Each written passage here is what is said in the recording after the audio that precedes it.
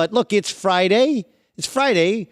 We got to get to the Blazing 5, which is sponsored by Chili's. 3 for $10 to go. Get a starter entree and Coke for just $10. Just order from the app, pull up a Chili's, and then take it home for a quick and easy score. Go to Chili's. 3 for $10 to go. Perfect play for the busy holidays and your hungry family. Let's get to the Blazing. Let's blaze it up. Fire it up. It's Colin's Blazin' 5. Eagles and Redskins. All right, let's start with the Eagles and the Redskins. The Eagles clinch a playoff berth with a win and a Vikings loss to the Bears.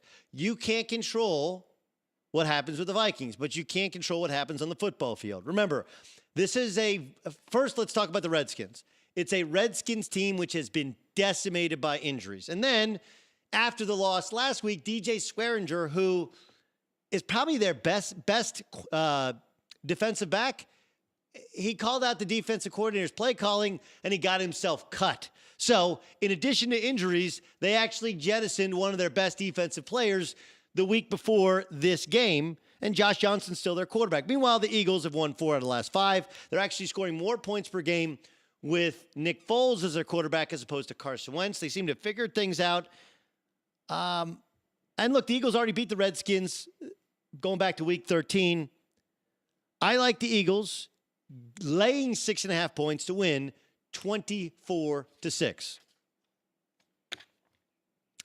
You know, the Bengals were on a course to have statistically the worst defense in the history of the National Football League.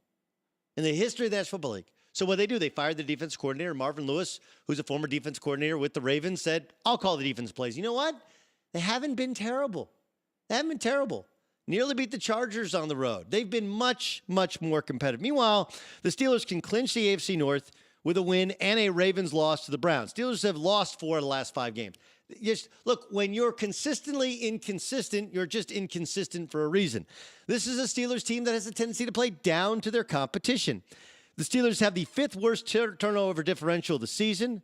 Only the 49ers, who stink, the Buccaneers, who stink, the Jaguars, who stink, and the Cardinals, who stink, have a worse turnover differential than the Steelers. That's what's hurting them. And it's because Big Ben Roethlisberger's thrown 15 interceptions.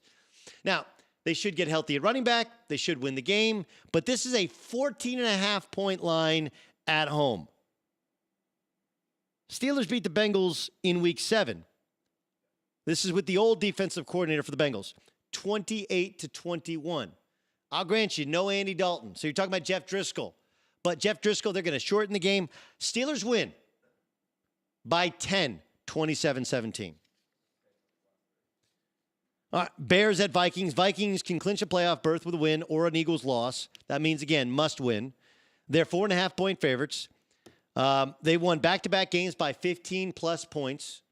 They start to figure out offensively. Their defense leads the league in sacks with 50 this season, and if they get a lead, expect the Bears to pack it in. The Bears, the most important stat in the NFL is what do you do on third down? Can you get off the field? And there's nobody better in the NFL than the Minnesota Vikings. Red zone TD percentage allowed, first. Sacks, first. That's better than the Bears. So do I think their offense lights it up? No, but they only have to win by 4.5 points or more. Mitch Trubisky has 1 or fewer touchdown passes in 4 of 5 road starts this season.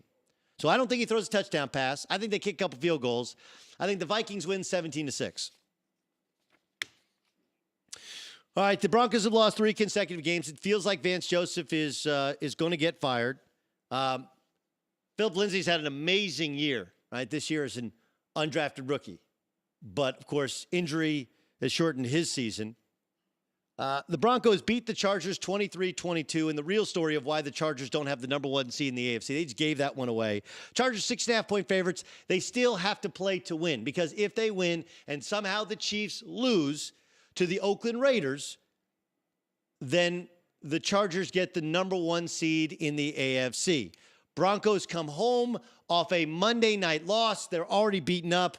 And Case Keenum isn't particularly good. Chargers offense is the 3rd most big plays in the NFL this season. They are playing to win. They will win on the road by more than 6.5 points. 23-9. Give it to the Bolts. All right, let's go to the Colts-Titans, maybe the game of the week. Winner of this advances to the playoffs. Colts have won 8 out of 9. Andrew Luck, of course, as you know, 10-0 against the Titans. The Colts beat the Titans 38-10. It's not a great matchup for the Titans. Plus, Marcus Mariota, if he plays, is banged up. Otherwise, you're depending on Blaine Gabbert to win you the game. The Titans have the NFL's 29th ranked pass offense this year, and you're facing a very good run defense and third down offense of the Colts. Colts win 27-17 and crush the heart and mind of Clay Travis.